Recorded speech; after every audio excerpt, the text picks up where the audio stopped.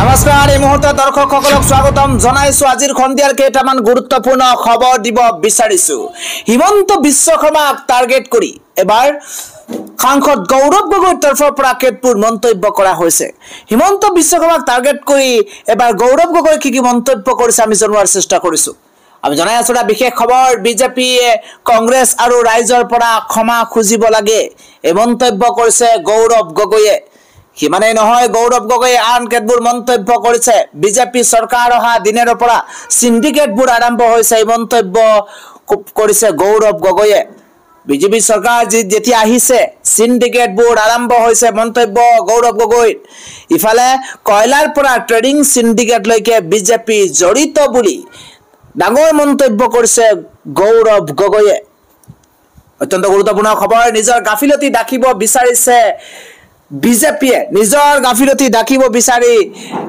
বিচাৰি আছে বিজেপিয়ে বুলি মন্তব্য গৌৰৱ গগৈ 1.5 বছৰ পাছত বিজেপি চৰকাৰ নাহে বুলি নিশ্চিত হৈছে এই মন্তব্য কৰিছে গৌৰৱ গগৈয়ে কেহে যিমান পাৰে কিমান লুণ্ঠন কৰিছে এইখন চৰকাৰে এই মন্তব্য কৰিছে গৌৰৱ গগৈয়ে মন্তব্য কংগ্ৰেছ সাংসদ গৌৰৱ গগৈৰ পৰৱৰ্তী গুৰুত্বপূৰ্ণ খবৰ হৈছে এবাৰ দিল্লীৰ নতুন মুখ্যমন্ত্ৰী হ'ব আতিশী মাৰ্লেনা হ'ব দিল্লীৰ নতুন মুখ্যমন্ত্ৰী আটাইতকৈ গুৰুত্বপূৰ্ণ খবৰ বিগ পলিটিক্যাল ব্ৰেকিং নিউজ জনোৱাৰ চেষ্টা কৰিছো আতিশী মাৰ্লেনা হ'ব দিল্লীৰ নতুন মুখ্যমন্ত্ৰী অৰবিন্দ কেজৰিৱালে পদত্যাগ কৰাৰ পিছতে এতিয়া নতুন মুখ্যমন্ত্ৰী হ'ব আতিশী মাৰ্লেনা দিল্লীৰ নতুন মুখ্যমন্ত্ৰী কেজৰিৱালৰ পদত্যাগৰ পাছতে শপত ল'ব আতিশীয়ে আটাইতকৈ গুৰুত্বপূৰ্ণ খবৰ বিয়লি অৰবিন্দ কেজৰিৱালে দাখিল কৰিব পদত্যাগ পত্ৰ পদত্যাগৰ পূৰ্বে আপৰ জৰুৰী বৈঠক অনুষ্ঠিত হ'ব আপৰ বৈঠকত চূড়ান্ত হ'ল দিল্লীৰ পৰৱৰ্তী মুখ্যমন্ত্ৰীৰ নাম আতিশী মাৰ্লেনাক পৰৱৰ্তী মুখ্যমন্ত্ৰী হিচাপে নিৰ্বাচন কৰা হৈছে দিল্লীৰ মুখ্যমন্ত্ৰী অৰবিন্দ কেজৰিৱালে পদত্যাগ কৰাৰ পাছতে এবাৰ আতিশী মাৰ্লেনা হ'ব দিল্লীৰ পৰৱৰ্তী মুখ্যমন্ত্ৰী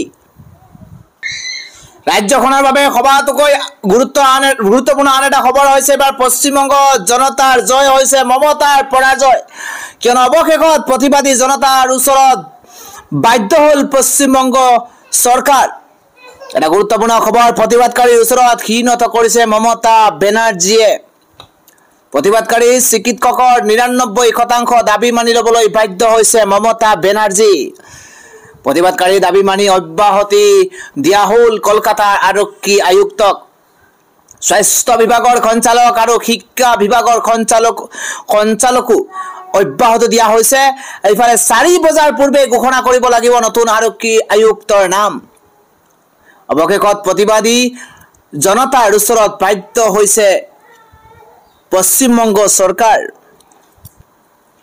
আৰজিকৰ মেডিকেল কলেজ এণ্ড হস্পিটেলত এগৰাকী প্ৰশিক্ষাৰ্থী চিকিৎসকক দৰ্শন আৰু হত্যাৰ গোচৰত ভুক্তভোগীৰ ন্যায় পাবলৈ ধৰ্মঘটত বহি থকা চিকিৎসকসকলক পতিয়ন নিয়াবলৈ এক বৃহৎ পদক্ষেপ গ্ৰহণ কৰিছে পশ্চিমবংগ চৰকাৰে পশ্চিমবংগৰ মুখ্যমন্ত্ৰী মমতা বেনাৰ্জীয়ে 16 ছেপ্টেম্বৰত 2024 সোমবাৰে নিশা ঘোষণা কৰে যে আন্দোলনকাৰী চিকিৎসকসকলে উত্থাপন কৰা প্ৰায়বোৰ দাবী ৰাজ্য চৰকাৰে মানি লৈছে মমতা বেনাৰ্জীয়ে প্ৰতিবাদকাৰী চিকিৎসকৰ দাবী অনুসৰি কলকাতা আৰক্ষী আয়ুক্ত বিনীত গোৱাল স্বাস্থ্য সেৱা সঞ্চালক আৰু চিকিৎসা শিক্ষা সঞ্চালকক অপসাৰণ কৰা হ'ব বুলি ঘোষণা কৰিছে মমতা বেনাৰ্জীয়ে কয় কলকাতা আৰক্ষী আয়ুক্ত বিনীত গোৱাল আৰু উত্তৰ সংমণ্ডল উপ আয়ুক্ত অভিষেক গুপ্তাক বদলি কৰা হ'ব চিকিৎসকসকলে দাবী কৰিছিল যে গোৱালে তেওঁলোকৰ ওপৰত বিশ্বাস হেৰুৱাই পেলোৱাৰ বাবে পদত্যাগ কৰিব বিচৰা বুলি আগতেই তেওঁলোকক কৈছিল আমি তেওঁৰ অনুৰোধ গ্ৰহণ কৰি তেওঁ দাবী কৰা পদলৈ বদলি কৰিছো মমতা বেনাৰ্জীয়ে লগতে কয় যে সোমবাৰে সন্ধিয়া চিকিৎসকৰ সৈতে অনুষ্ঠিত বৈঠক সফল হোৱাৰ লগতে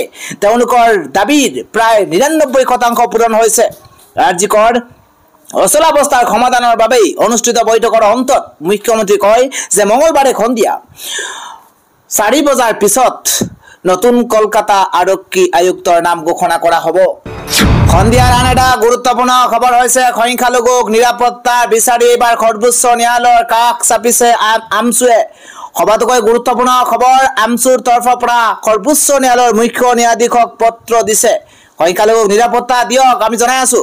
এটা গুৰুত্বপূৰ্ণ খবৰ, সৰ্বোচ্চ ন্যায়ালয়ৰ মুখ্য ন্যায়াধীশক সাক্ষাৎ কৰিছে আমছুৱে। অসমৰ মুছলমানৰ নিৰাপত্তাৰ বাবে DY চন্দ্ৰচূড়ক পত্ৰ এইবাৰ আমছুৰ। উচ্ছেদৰ নামত অসমত সংখ্যালঘুৰ লগত ঘটিছে অমানৱীয় ঘটনা। নিৰাপত্তাহীনতাত ভুগিছে অসমৰ সংখ্যালঘু। নিৰাপত্তাহীনতাত অসমৰ সংখ্যালঘু। বিজেপি চৰকাৰৰ নেতৃত্বত নিৰাপদ নহয় সংখ্যালঘু। সৰ্বোচ্চ ন্যায়ালয়ৰ মুখ্য ন্যায়াধীশ DY চন্দ্ৰচূড়লৈ পত্ৰ এইবাৰ আমছুৰ। সংখ্যালঘুৰ ন্যায় আৰু নিৰাপত্তাৰ দাবী পত্ৰত লিখিছে। মুখ্য ন্যায়াধীশৰ লগতে ৰাষ্ট্ৰীয় মানৱ অধিকাৰ আয়োগক অৱগত কৰিছে আমছুৱে। মহিলা শিশু আয়োগকো এই বিষয়ে জনাইছে আমছুৱে। উভতি আহি অসমত হিমন্ত বিশ্ব শৰ্মা চৰকাৰৰ বিৰুদ্ধে প্ৰতিবাদ কৰিব আমছুৱে। সৰ্বোচ্চ ন্যায়ালয়ৰ মুখ্য ন্যায়াধীশক সাক্ষাৎ এইবাৰ আমছুৱে। আন এটা গুৰুত্বপূৰ্ণ খবৰ হৈছে, কালিৰ পৰা এটা বিষয়ক লৈ সমগ্ৰ ৰাজ্যত চৰ্চা অব্যাহত আছে। ADRE পৰীক্ষাৰ যি প্ৰশ্ন কাকত ভাইৰেল কাণ্ডৰ লগত জড়িত কেইবাগৰাকী লোক, সেই কেইবাগৰাকী লোকৰ ভিতৰতে ADRE প্ৰশ্ন কাকত ফাদিলৰ লগত জড়িত, বিশেষভাৱে জড়িত মংগল সিং বসুমতাৰীক আৰক্ষী ইতিমধ্যে গ্ৰেপ্তাৰ কৰিছে।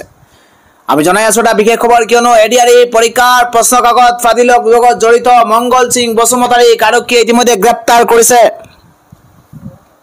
ধেমাজি চিমেণ্ট চাপৰিৰ পৰা গ্ৰেপ্তাৰ হ'ল মংগল সিং বসুমতাৰী। এটা গুৰুত্বপূৰ্ণ খবৰ এই মুহূৰ্তত জনোৱাৰ চেষ্টা কৰিছো। মংগল সিং বসুমতাৰীয়ে স্বীকাৰ কৰিছে ফাদিলৰ কথা।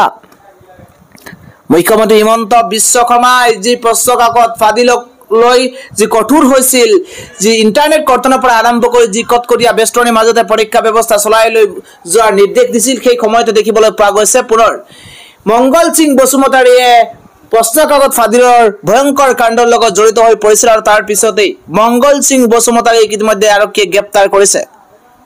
UN একাডেমীৰ পৰীক্ষা কেন্দ্ৰৰ ভিডিঅ'গ্ৰাফীৰ দায়িত্বত আছিল মংগল সিং বসুমতাৰী। আৰু ঘটনাৰে জড়িত তিনিগৰাকীক সোধা পোছা অব্যাহত ৰাখিছে আৰক্ষীয়ে। ADRE প্ৰশ্ন কাকত ফাদিলত জড়িত মংগল সিং বসুমতাৰীক অৱশেষত আৰক্ষীয়ে গ্ৰেপ্তাৰ কৰিছে। ৰাজ্যখনৰ বাবে আন এটা গুৰুত্বপূৰ্ণ খবৰ হৈছে, আজি আৰক্ষীৰ জিম্মাৰ ম্যাদ উকলিব সুমি আৰু তাৰ্কিকৰ। অত্যন্ত গুৰুত্বপূৰ্ণ খবৰ, আজি আৰক্ষীৰ ম্যাদ উকলিব সুমি তাৰ্কিকৰ। ডিব্ৰুগড় আদালতত হাজিৰ কৰা হ'ব সুমি বৰা আৰু তাৰ্কিক বৰাক। তাৰ্কিকৰ ভাতৃ অম্লানকো হাজিৰ কৰোৱা হ'ব পাৰে আদালতত। আটাইতকৈ জৰুৰী খবৰ, বিশাল ফুকনকো আদালতত হাজিৰ কৰোৱাৰ আজি সম্ভাৱনা আছে। অত্যন্ত গুৰুত্বপূৰ্ণ খবৰ, কিয়নো সুমি আৰু বিশাল ইতিমধ্যে আৰক্ষীৰ জিম্মাত আছে, আৰক্ষীৰ লকআপত আছে। আৰক্ষীৰ লকআপত প্ৰায় 5 দিন ইতিমধ্যে অতিবাহিত কৰিছে। বিশাল ফুকনকো আজি আদালতত হাজিৰ কৰোৱাৰ সম্ভাৱনা প্ৰকট। তাৰ্কিকৰ ভাতৃ অম্লানকো হাজিৰ কৰোৱা হ'ব পাৰে আদালতত। ডিব্ৰুগড় আদালতত হাজিৰ কৰোৱা হ'ব সুমি তাৰ্কিকক। আজি আৰক্ষীৰ জিম্মাৰ ম্যাদ উকলিব সুমি আৰু তাৰ্কিকৰ। যি ৰাজ্য জোকাৰি যোৱা যি চেটিং কাণ্ডৰ লগত জড়িত সুমি আৰু তাৰ্কিকক আৰক্ষীয়ে গ্ৰেপ্তাৰ কৰিছিল, ইতিমধ্যে লকআপত আছে সুমি আৰু তাৰ্কিক। সেই সুমি আৰু তাৰ্কিকৰ আজি আৰক্ষীৰ জিম্মাৰ ম্যাদ উকলিব আৰু ডিব্ৰুগড় আদালতত হাজিৰ কৰোৱা হ'ব সুমি আৰু তাৰ্কিকক।